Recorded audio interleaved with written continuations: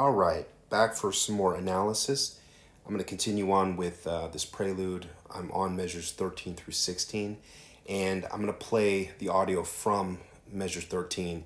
If you need to hear the beginning of the piece, go back to one of the previous videos where I've been playing from the beginning, but I think that gets a little redundant if I always start from the beginning. So here it is, measures 13 through 16.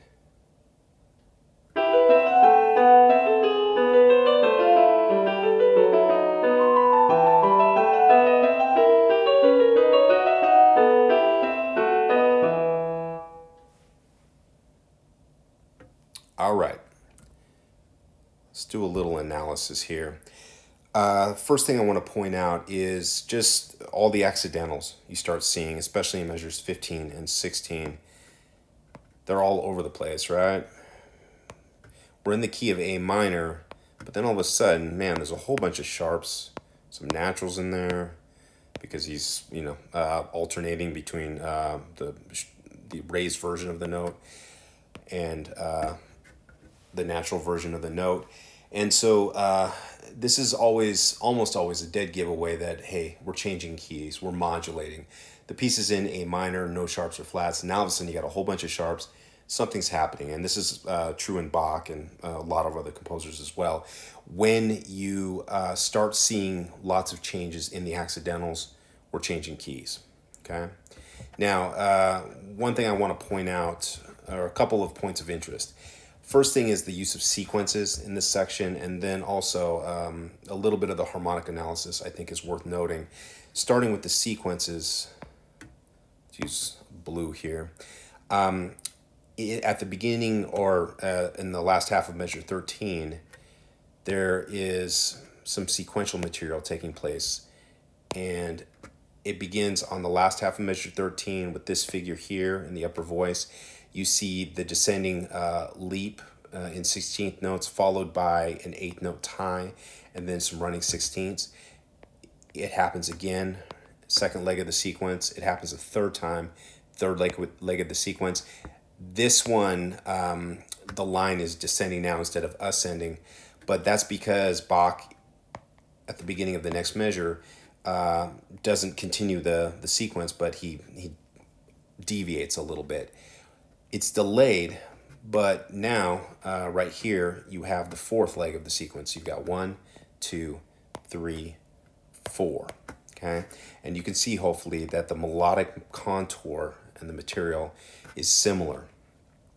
Also, it's worth noting, in leg 1 of the sequence, the very first note, E, the very first note in leg 2 is C, and then the very first note in leg 3 is A in the upper voice. Well, what do you get there? Well, you get the notes E, C, and A. That's just an A minor triad, right? We're in the key of A minor. It's kind of neat how he does this. We're in the key of A minor. He's just reminding us subconsciously, sort of, that we're still in the key of A minor, and the legs of the sequence are outlining an A minor triad. So I think that's worth noting.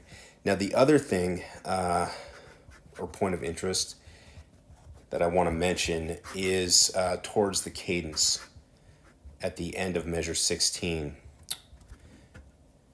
We are going to be at the beginning of 17. We're going to be repeating the opening material of the piece, but we're going to be in a new key. We're going to be in the key of E minor, and we're going to get to that in another video. So right here at the beginning of measure 17 in the full piece, we're in the key of E minor. So what we would expect to happen is we would get some kind of dominant thing happening prior to that. And that's in fact what we have here pretty much in this entire measure. You get a whole bunch of B, D, F sharp A's happening. And the other notes can be explained as passing tones or neighbor tones. There is one spot in this measure that I'm putting in yellow.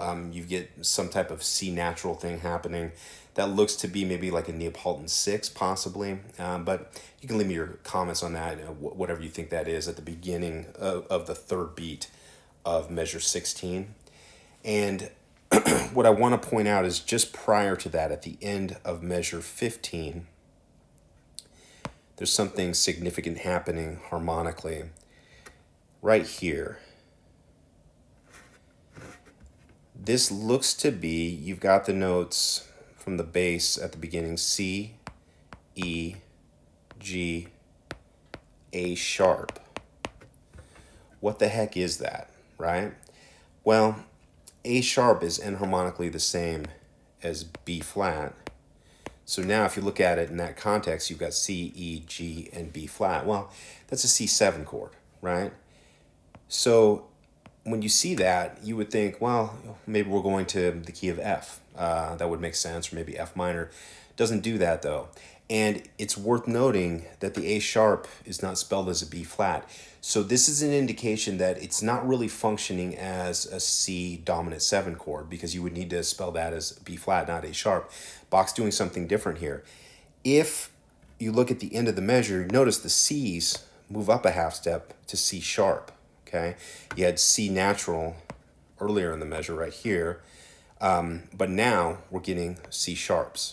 Okay, so what does that look like? Well, let's erase this guy.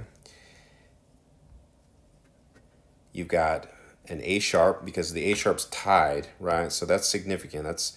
And you get it at the end of the measure as well. A sharp, C sharp, E,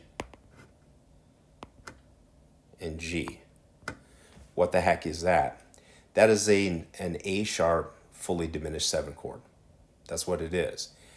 And so A sharp, remember in the next measure, where do we go? Well, we go to a B chord, some kind of B chord. It happens to be, ends up being a B7 functioning as a 5 chord in E minor, but we're modulating, right? So that A sharp fully diminished 7 chord is driving to this B triad, which ends up functioning as 5 in the key of E minor.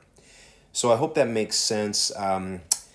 A little bit tricky here, but leave me some comments if you'd like, or if you agree, that's awesome. If you disagree, that's great. I love to hear from people. Different perspectives are always great. So until next time, take care, and that's it for now.